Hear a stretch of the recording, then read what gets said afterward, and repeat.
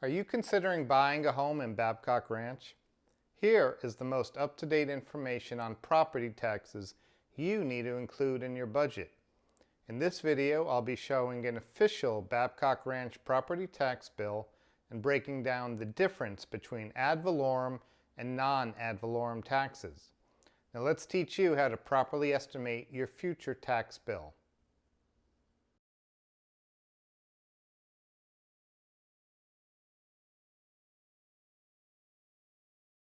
Hi, I'm John Garudi with JG3 Homes, brokered by eXp Realty.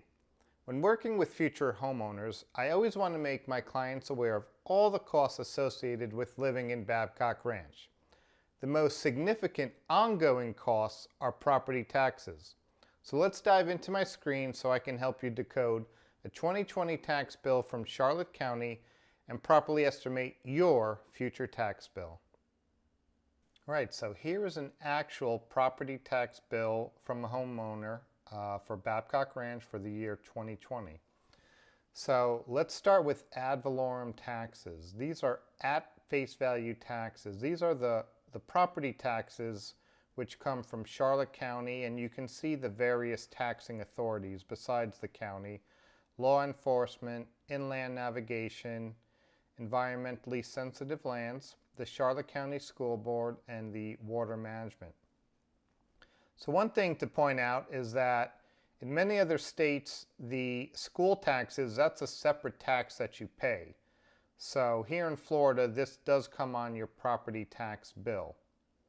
Now let's break down millage, assessed value, exemption, taxable value. So millage, this is the rate that you're paying each taxing authority per $1,000 of taxable value on your home. Now this property tax, this homeowner was assessed at $268,000 and changed. And now you can see their exemption. So what we know is that this homeowner has a homestead property tax exemption, meaning that they live here full-time in the state of Florida. Now, there are other exemptions available, and this is something you can figure out by visiting the Charlotte County appraiser or by looking up documentation on this for the state of Florida. Now, one thing to note here as well is that you only get half the homestead deduction for the school board. So your taxable value per authority is going to be your assessed value minus your exemption. So if you go down through this example, the taxable value is $218,000 and change, except for the school board, where it's $243,000. So you take the millage, you times it by the taxable value, and that's how you get your amount. You total it, and there's your total taxes. So if you ever want to estimate what your property taxes are going to be, I would just look at whatever you're paying for the home. Let's say it's $250,000. I would just times it by this total millage rate, and then that's going to be the absolute max you will pay in taxes per year.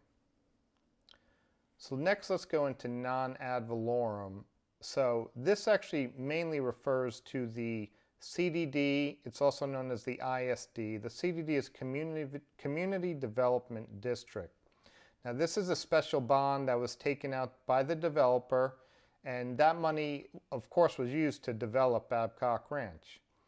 So that's a 30-year bond. This property will be paying these CSID taxes for 30 years. So you can see here the debt service. This goes to pay off the bond.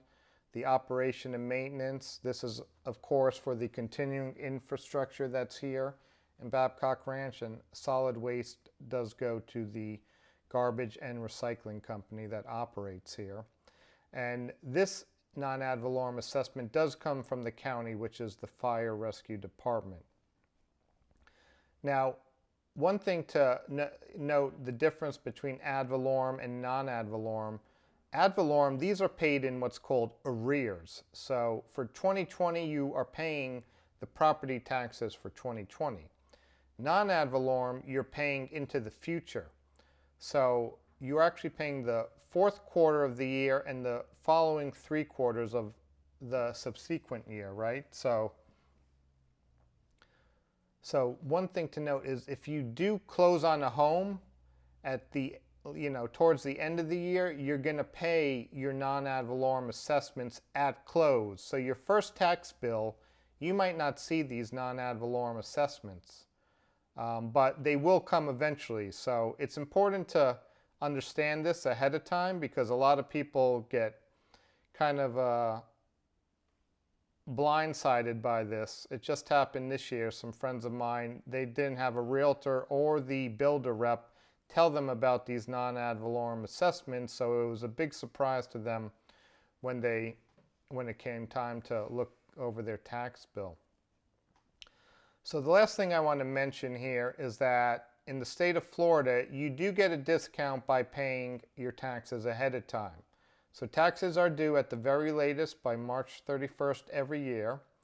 If you pay them by the end of February, you get a 1% discount, a 2% discount by January, a 3% by December, and a 4% discount by November. So it's kind of good to have these ongoing costs budgeted in your mind, because of course, as you can see, the discount here is pretty substantial. It's over $200. So I think that's all I have to share with you on these taxes. And of course, anytime you want to look at taxes, these are public records, so you can go to taxcollector.charlottecountyflorida.gov. You can also go to the Charlotte County Appraiser's Office to learn more about the property taxes here in Babcock Ranch and in Charlotte County.